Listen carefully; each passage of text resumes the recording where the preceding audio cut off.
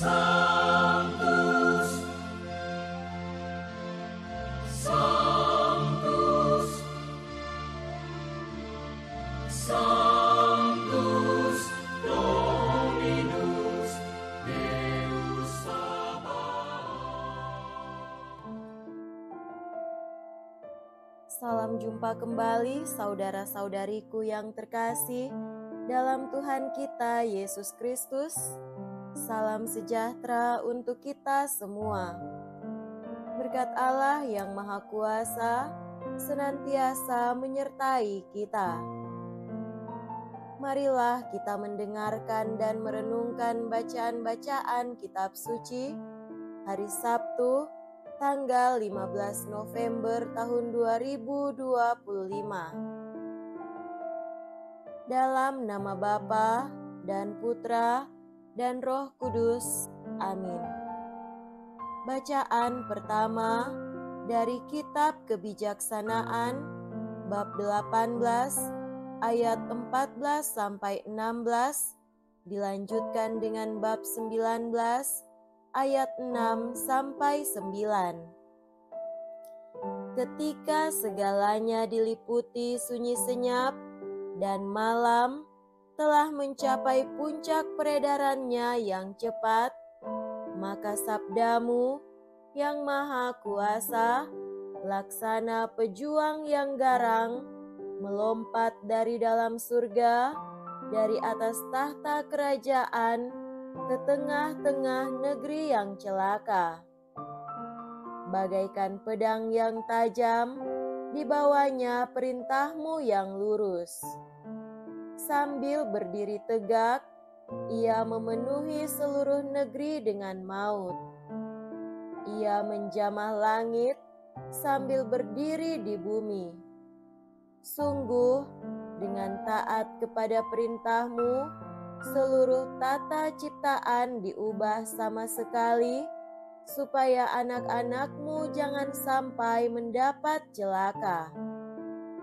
Maka, tampaklah awan membayangi perkemahan, tanah kering muncul di tempat yang tadinya berair, jalan tanpa rintangan muncul dari Laut Merah, dan lembah kehijau-hijauan timbul dari empasan ombak yang hebat. Di bawah lindungan tanganmu, seluruh bangsa melewati tempat itu, seraya melihat pelbagai tanda yang menakjubkan. Mereka pergi seperti kuda menuju padang rumput dan melonjak-lonjak bagaikan anak domba sambil memuji Engkau ya Tuhan yang telah menyelamatkan mereka. Demikianlah sabda Tuhan. Syukur kepada Allah.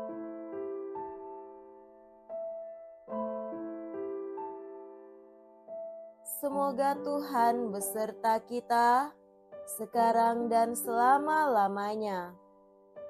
Inilah Injil suci menurut Santo Lukas. Dimuliakanlah Tuhan. Injil Lukas bab 18 ayat 1 sampai 8. Pada suatu ketika, Yesus menceritakan suatu perumpamaan kepada murid-muridnya untuk menegaskan bahwa mereka harus selalu berdoa dengan tidak jemu-jemunya. Ia berkata, di suatu kota ada seorang hakim yang tidak takut akan Allah dan tidak menghormati siapapun. Di kota itu ada pula seorang janda yang selalu datang kepada hakim itu dan berkata, "Belalah aku terhadap lawanku." Beberapa waktu lamanya, hakim itu menolak. Tetapi ia kemudian berkata dalam hatinya, "Walaupun aku tidak takut akan Allah dan tidak menghormati siapapun, namun karena janda ini menyusahkan daku, baiklah aku membenarkan dia, supaya ia jangan terus-menerus datang dan akhirnya menyerang aku." Lalu Yesus berkata, "Camkanlah perkataan hakim yang lalim itu. Bukankah Allah akan membenarkan para pilihannya yang siang malam berseru kepadanya? Dan adakah ia mengulur-ulur waktu sebelum menolong mereka? Aku berkata kepadamu, ia akan segera menolong mereka. Akan tetapi, jika Anak Manusia datang, adakah ia menemukan iman di bumi ini?" Demikianlah sabda Tuhan. Terpujilah Kristus.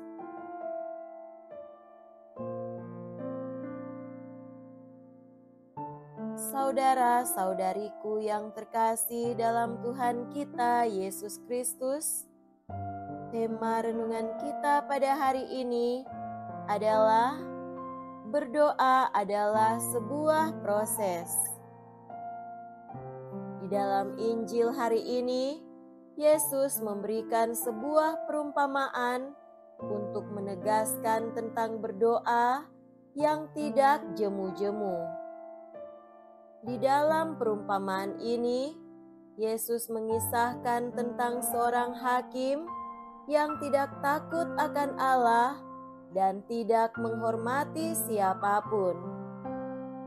Namun, di kota yang sama dengan hakim itu, ada seorang janda yang selalu datang kepada hakim itu untuk meminta hakim tersebut supaya membela haknya. Pada awalnya, hakim itu menolak, tetapi karena janda itu senantiasa datang kepadanya, maka ia pun membantu janda itu untuk membela haknya. Pada bagian akhir Injil, Yesus menegaskan bahwa Allah pun akan membenarkan atau menolong kita jika kita senantiasa datang kepadanya. Secara tidak langsung, Yesus juga hendak menekankan kemurahan hati Allah, karena Allah yang kita imani adalah Allah yang peduli dan senantiasa mendengarkan doa-doa kita. Allah yang kita imani adalah kasih. Karena itu, kasih Allah juga akan senantiasa menyertai dan menolong kita di dalam hidup kita.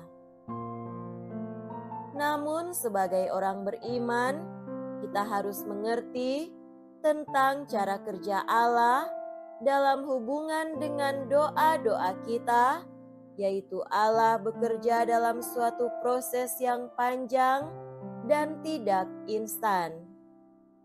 Kita perlu menaruh perhatian pada beberapa hal di dalam Injil tadi, yaitu janda itu datang berkali-kali, berdoa tidak jemu-jemu, dan siang malam datang kepada Allah. Ketiga hal ini memperlihatkan suatu proses yang panjang dan bukan sekali jadi. Itu artinya, di balik setiap doa, Allah meminta kita untuk berproses dengan doa-doa kita. Jika kita sungguh-sungguh berproses, sabar dan tekun dengan doa-doa kita, maka Allah pun akan menolong kita pada waktu yang tepat. Ingatlah bahwa proses itulah yang mendewasakan dan mematangkan diri dan iman kita. Karena itu, saudara-saudari yang terkasih, ketika kita berdoa, kita harus lebih berfokus pada proses doanya dan bukan pada hasilnya. Ketika kita masih kecewa dengan Allah karena Allah lama menjawab doa-doa kita, itu adalah tanda bahwa kita masih berfokus pada hasil. Tetapi jika kita tetap tekun, sabar, dan penuh cinta, senantiasa berdoa kepada Allah tanpa ada keluh kesah, maka itu adalah tanda bahwa kita sedang menghargai proses bersama dengan Allah sampai suatu hal yang kita inginkan boleh terwujud sesuai dengan kehendak Allah, karena Allah lebih mengetahui hal terbaik yang kita butuhkan. Semoga demikian. Amin. Dalam nama Bapa dan Putra dan Roh Kudus. Amin.